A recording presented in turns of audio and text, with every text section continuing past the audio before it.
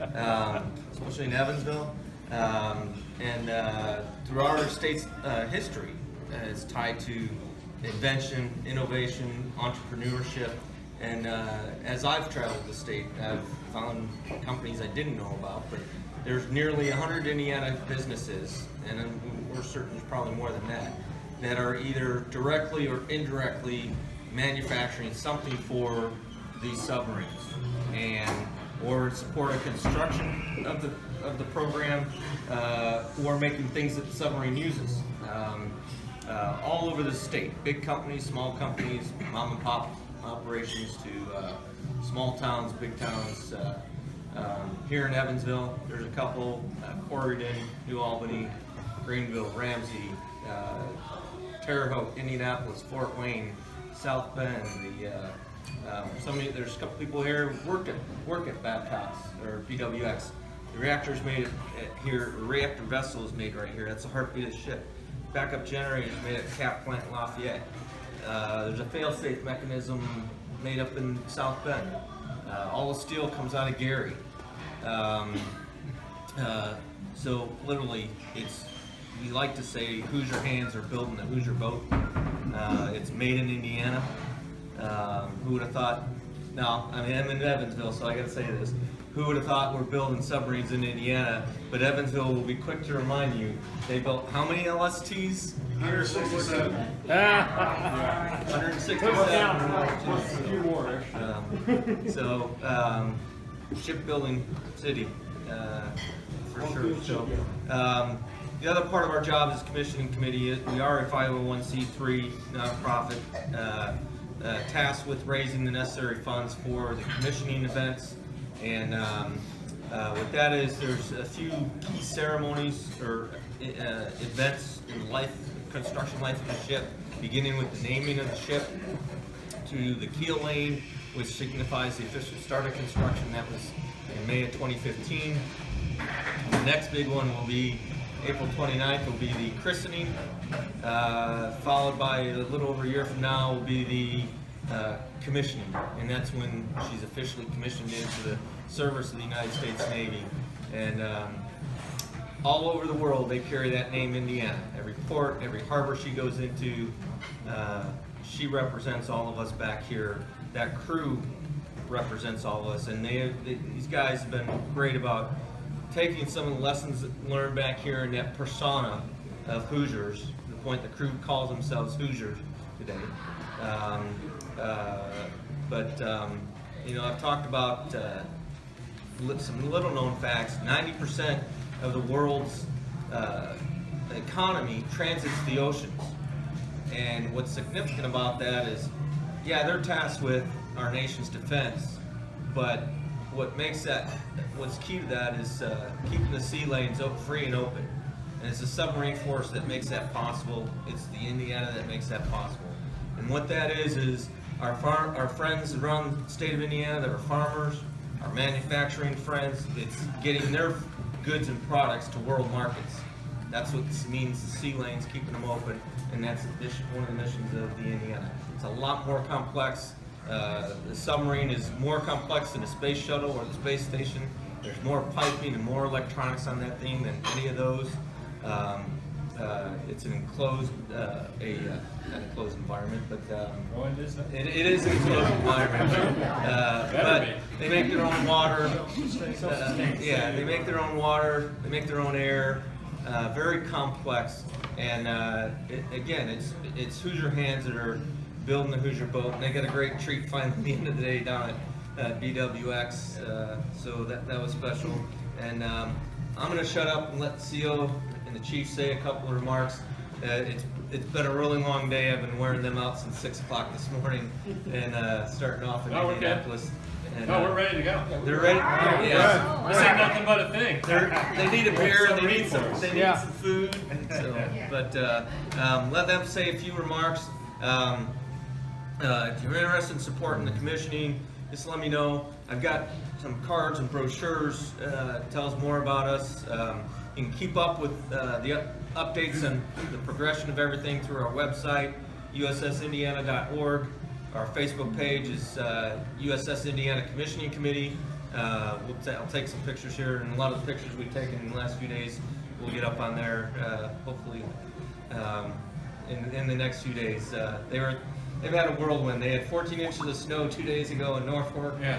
The chief got in at 1:30 Monday morning. No snow here, 14 inches there.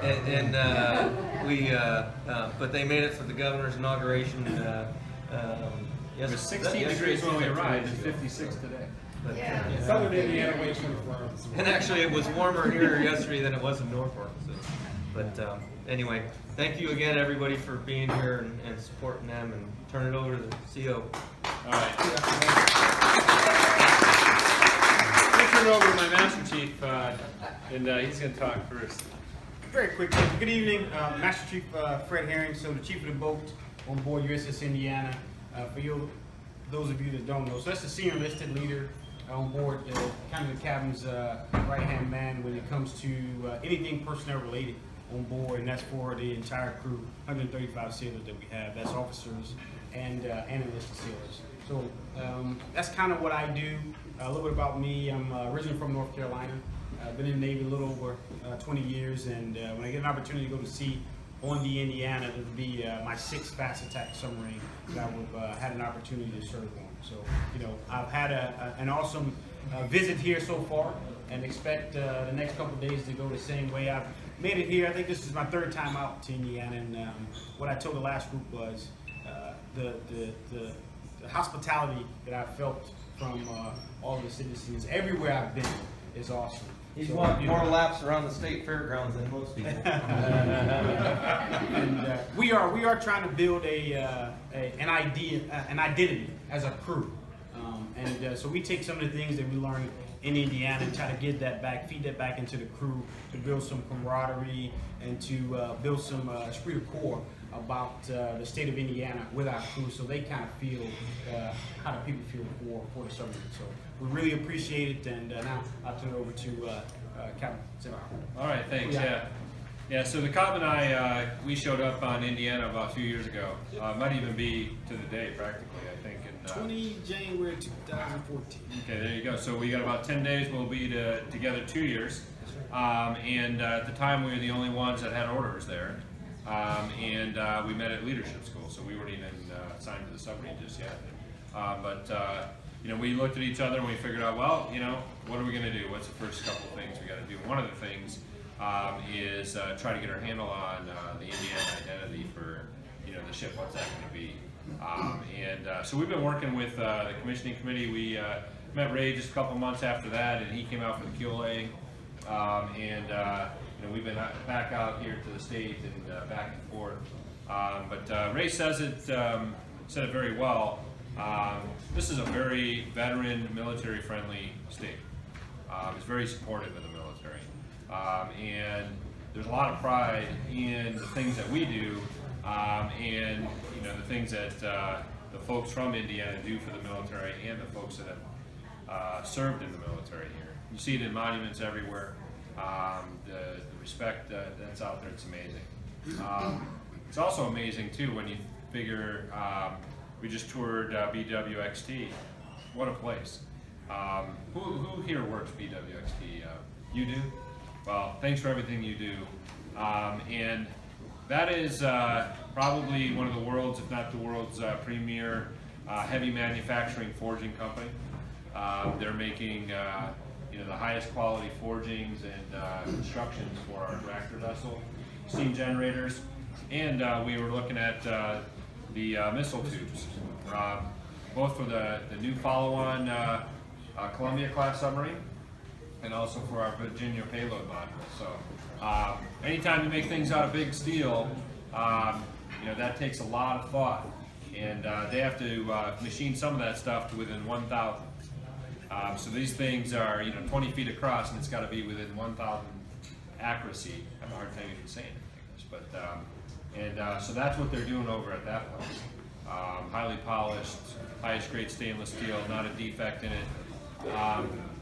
So my reactor vessel that was made there, beating heart of my submarine, I loaded it with fuel in April, and that's the fuel that's going to have for 32 years. So you figure that submarine's 377 feet long, 7,600 tons. It's going to operate, in the Arctic, the Med, the Gulf, out in guaranteed out in Western Pacific, Indian Ocean, every ocean that throughout the planet. It's going to be doing that for 32 years, punching holes, and it's going to be using that same reactor vessel and that same fuel, which is incredible.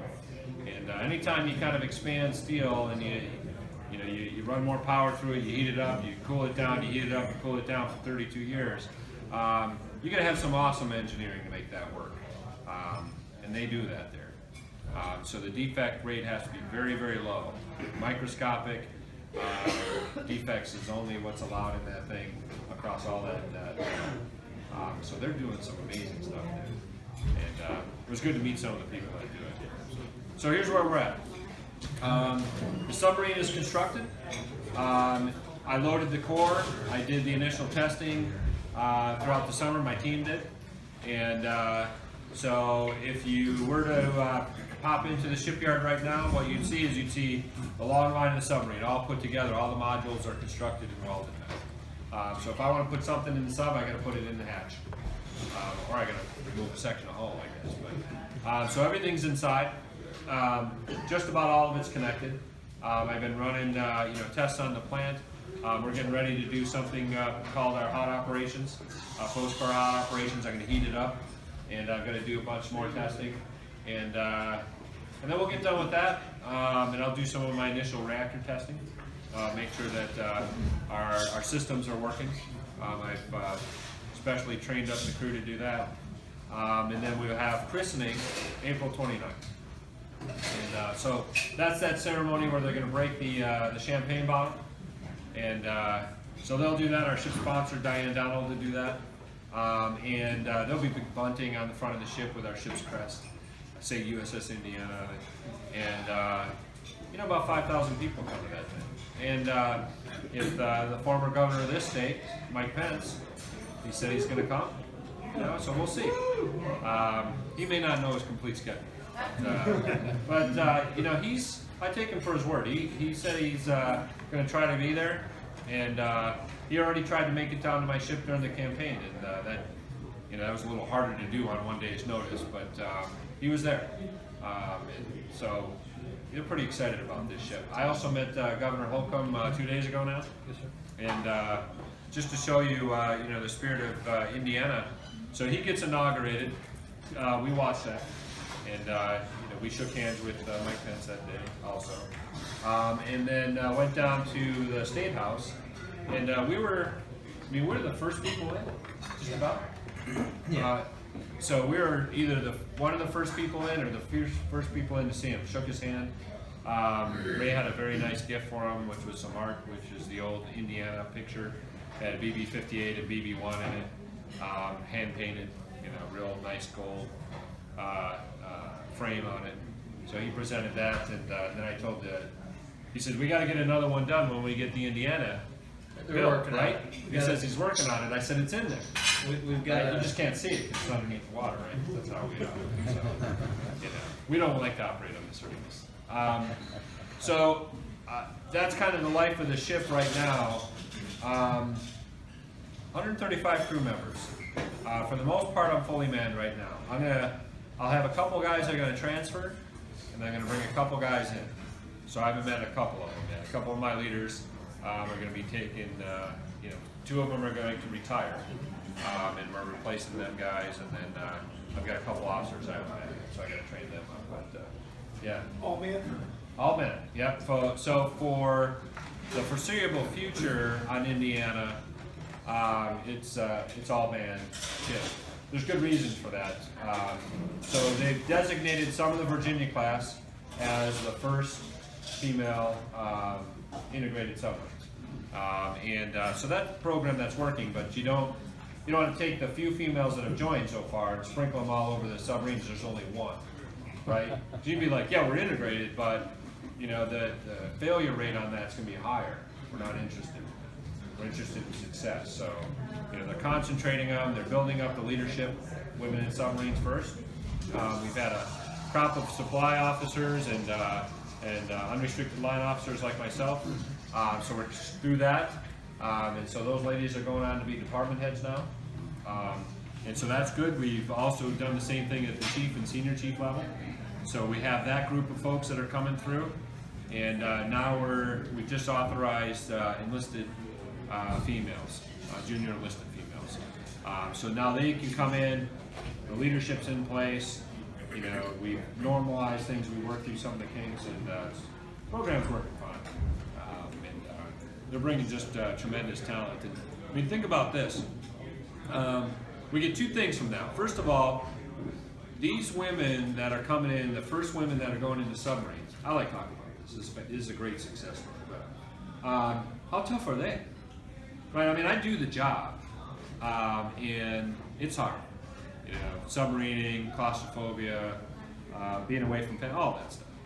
They're doing that job, and they're dealing with, you know, not having that much of a peer group, being different, you know, and they're just battling through. That's who we want. You know, these women are extraordinary. And those that decide they're going to do that extra, I mean, they've already joined the Navy. Now they're going to do the next harder thing, and they're willing to do that. Well, my hat's off to them. That's just more than I'm taking on. It's fantastic. So, but it won't be on Indiana. But I would say 10 years, you know, probably, you know, as we sort of expand the base. She'll be one of them eventually. Who's all Navy in here? Raise your hand. How about Submarine Force? We'll start out there. I see Nevada back here. Yeah. So is that the ship you served on? Nebraska, yeah. Oh, is that Nebraska? Big Red. Yeah, I'm also a plane company.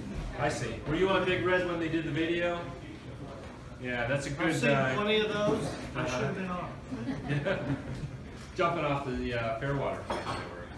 Yeah, that's a good story. I've done that myself. So unofficially, not supposed to. Who else submarines in here? Okay. Where were you? Charleston, South Carolina. Okay, and on what ships? Chivo. Chivo. CHIVO 341. Okay, gotcha. It's been a while. Isn't that at Manitowoc, Wisconsin, on display? No. No, I don't think so. Yeah, I'm trying to remember the one that's. I've been at the one in Manitowoc. I'll remember the name. I think it's something with an R.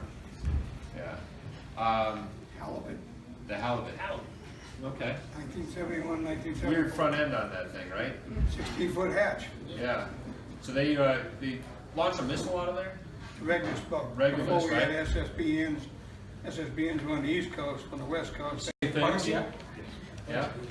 That's a Well, special hey. projects boat. But most decorated submarine. Yep. We got halibut, seawolf, and parchie. All of us were in the same thing. Right on. And I was Outstanding. also one plunger. Cool. So what? Plunger. Outstanding. Yeah. Yeah, Seawolf. Wasn't that somebody else? Who was on the Seawolf? Yeah, an older Seawolf. Original. Yeah, he's original. Yeah. Plunger was, I'm pretty sure you were not that Seawolf. World War II Seawolf. No. Ken Rash. I was on Ken Rash was. Ken Rash. He's the oldest living Indiana submariner. He's World War II. Well, for those that serve, thank you very much for everything that you've done and to get us from there to here. You got one more. Oh, am I missing somebody? Garfish. Okay. Yeah, welcome. And that's San Diego. That's a, San Diego. So I think it's fitting. The Battleship 1, Battleship 58, those are Indiana namesakes. That's the heritage we take. We're much smaller, but we're a much more capable modern ship. It's awesome to think that a nuclear-powered ship with a reactor vessel made just down the street from here, and that carries the most capability of any ship in the entire world, is going to bear the Indiana name. That's fitting, given the legacy of those two ships, and it's fantastic. So, for 32 years, think about this. Everything that ship does, operating underneath the ice, Mediterranean, all these other places we talked about, every mission, every success it has, every benefit it does into national defense, is going to have the heart and soul of this place involved with that. And last thing I'll say is the Navy in general and you know, the maritime. It's a spiritual thing. You know, we name ships after, we call them her, right? They have spirit. And we bring down artifacts from the old ships, we have them on board. And we try to imbue some character, very superstitious kind of thing, operating in the sea. And so starting out the ship right with that kind of spirit is important to us. And I think that we're doing pretty well with that. So thanks to Ray and everybody. Before you depart, there's enough room, I'm gonna try and do something. If you and the cop could stand in the middle, and as many people get over here, I'm gonna try We'll and stand up here, how about this? Yep, so right over here. I think we can get as many people